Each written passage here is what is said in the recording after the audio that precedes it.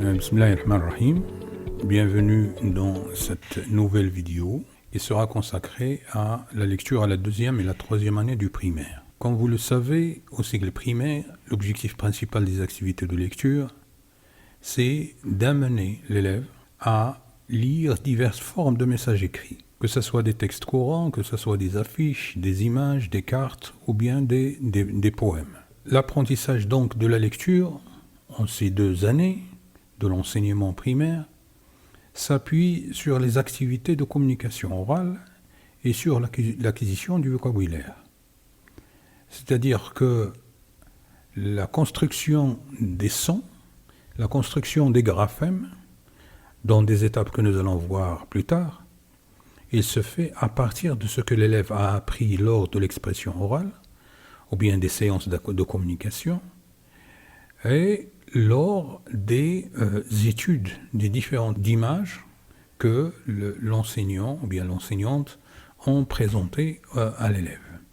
Il s'appuie également fondamentalement sur le principe de la méthode syllabique. Et dans la méthode syllabique, l'élève est amené à apprendre à déchiffrer chaque lettre d'abord et à faire la combinaison par la suite avec les lettres qu'il a déjà vues. Et ainsi, il va former des syllabes. Par exemple, s'il a vu la lettre R, il a vu la lettre A, il peut faire la combinaison avec R et A pour former un Ra, R et E pour former Re, R et I pour former Ri, etc. Ainsi donc, la lecture, ou bien l'apprentissage de la lecture, doit permettre à l'élève, à l'apprenant, d'acquérir progressivement des habiletés de base en lecture pour devenir un lecteur autonome, un lecteur qui peut lire seul en se basant sur ce qu'il a, sur les compétences qu'il a construites lors de séances de lecture.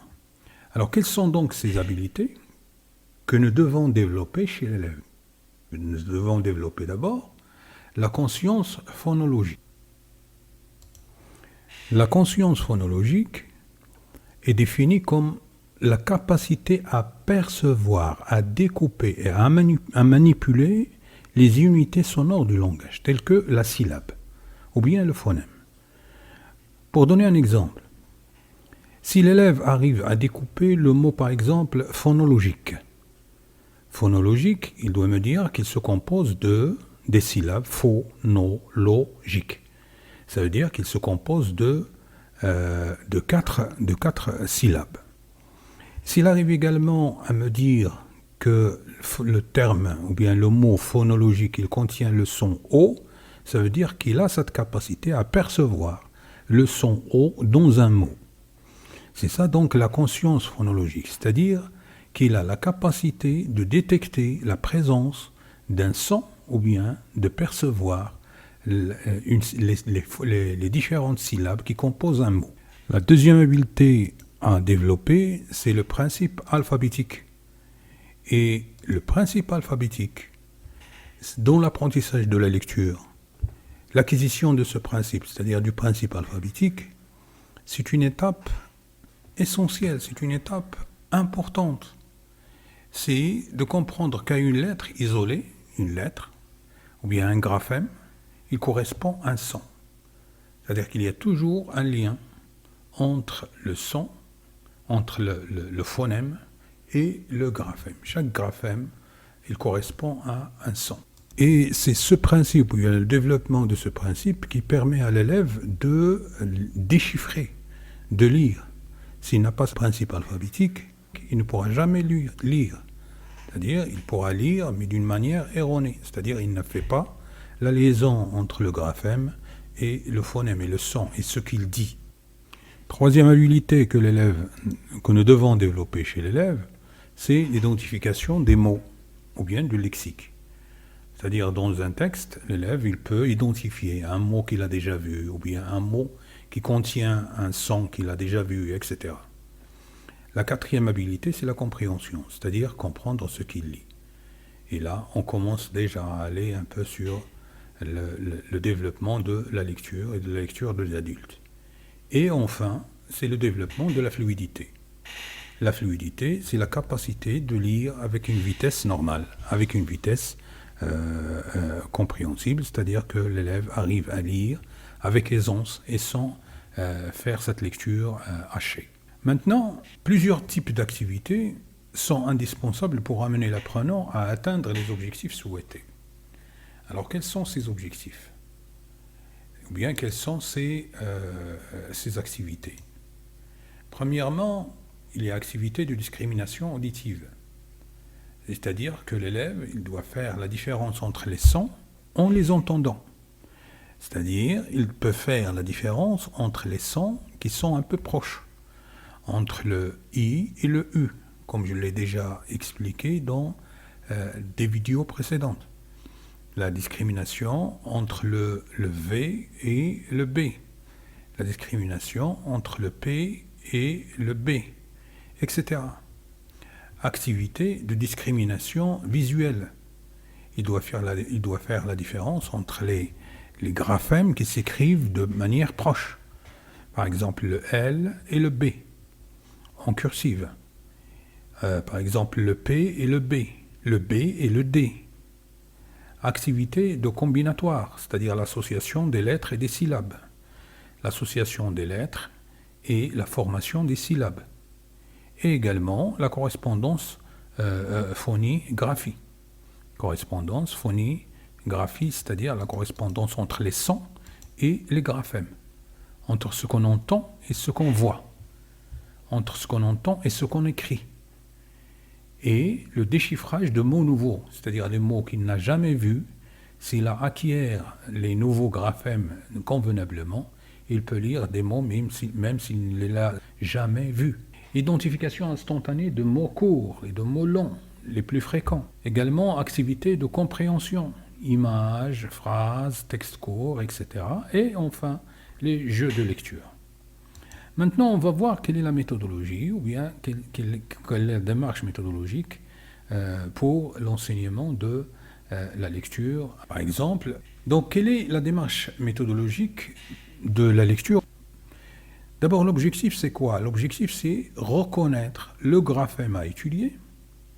Si on prend l'exemple, par exemple, de M, qui est comme étant la première lettre qu'il va voir lors de la deuxième année, segmenter les mots, le comprenant, et les lire correctement. Et également acquérir des mots invariables et fréquents. Par exemple, la et le, etc. Lors de la séance 1, on commence toujours par un rappel, bien sûr, s'il y a des leçons qu'on a déjà vues, mais on commence par l'identification auditive du phonème. Et pour faire cette identification, on commence toujours par des images, ou bien des activités d'écoute, ou bien des séances d'expression orale, ou bien des dessins, pour faire dégager des mots qui contiennent le son, un son qui se répète dans chaque mot, et faire chercher d'autres mots comportant le son à étudier, sur l'image autour de soi, parmi les mots connus, parmi les noms des élèves, parmi les objets que nous avons dans la classe, etc. Ensuite, on passera à la correspondance entre le son et la graphie, correspondance phonème-graphème. Et pour réaliser cet objectif, on part d'abord du mot que nous avons déjà rencontré précédemment dans l'identification auditive du phonème, et on fait constater qu'on entend le son et on le fait répéter. Par exemple, on entend le son mûr, le son qu'on entend c'est M, et on va répéter ce son. Je tiens seulement à signaler que la différence entre ce que j'entends un son et j'écris une lettre. Parce que l'enseignant, il doit faire la différence entre ces deux termes, parce que c'est très important pour l'élève de savoir que ce qu'il entend, c'est un son, et ce qu'il écrit, c'est un graphème. Et un son, on peut l'écrire avec plusieurs graphèmes différents.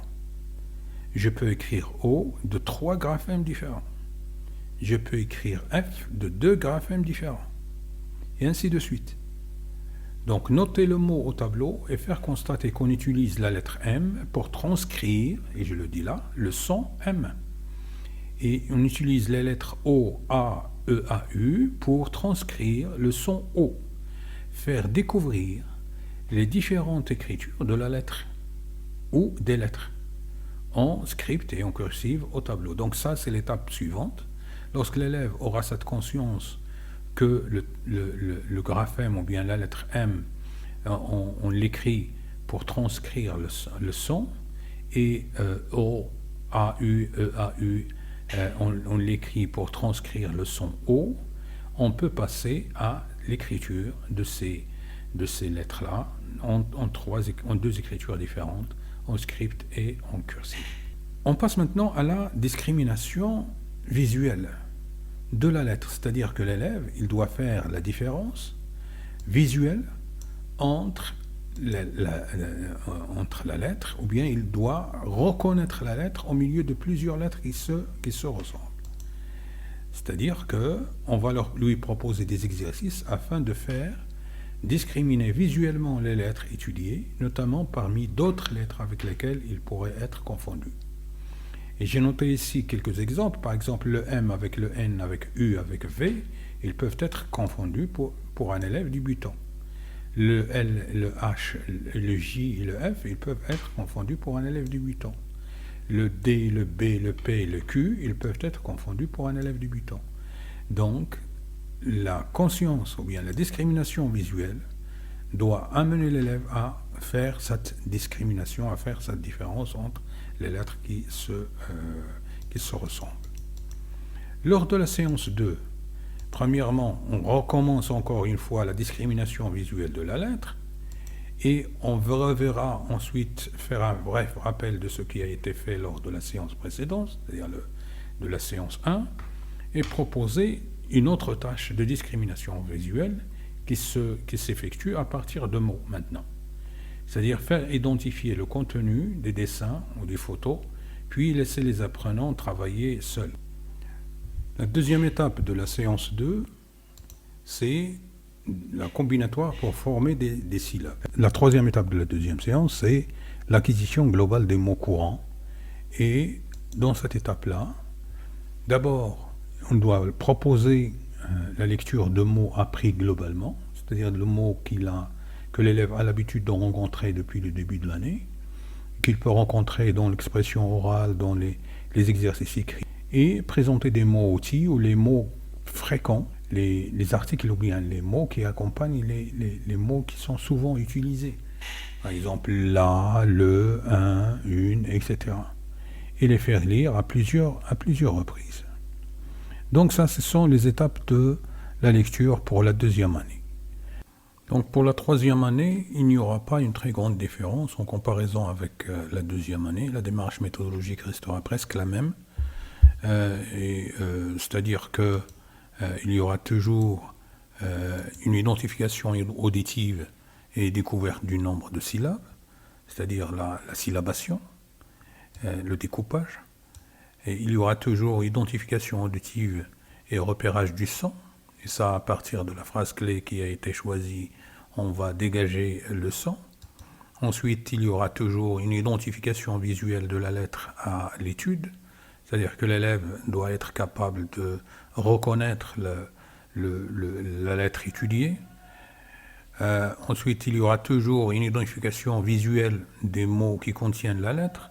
C'est-à-dire, dans une liste de mots, l'élève doit être capable de souligner, ou bien d'entourer, ou bien de marquer le mot qui contient la lettre étudiée. Lors de la séance 2, c'est une séance qui sera réservée à la lecture. Il y aura toujours lecture des syllabes renfermant le son. C'est ça la différence d'ailleurs, c'est la lecture d'un petit texte. Et dans cette lecture d'un petit texte, c'est là où il y a la différence avec la deuxième année. C'est-à-dire que dans cette rubrique-là, dans cette étape, l'élève est amené à lire des petits textes et l'enseignant donc est amené à faire répéter cette lecture et à soutenir les élèves en difficulté. Et à la fin, dans des exercices, l'élève est amené à relier les dessins aux mots correspondants. C'est-à-dire que l'élève ne pourra pas faire cet exercice s'il n'arrive pas à lire convenablement, à lire correctement les mots. Donc voilà la la démarche méthodologique de la lecture en deuxième année et en troisième année. Cette vidéo est un peu longue, mais je vois que c'est intéressant de savoir quels sont les sous-bassements théoriques et la démarche méthodologique à suivre pour bien mener une séance de lecture. La prochaine vidéo sera consacrée à la lecture dans les niveaux supérieurs, la quatrième année, la cinquième et la sixième année. Donc à la prochaine vidéo, Inch'Allah.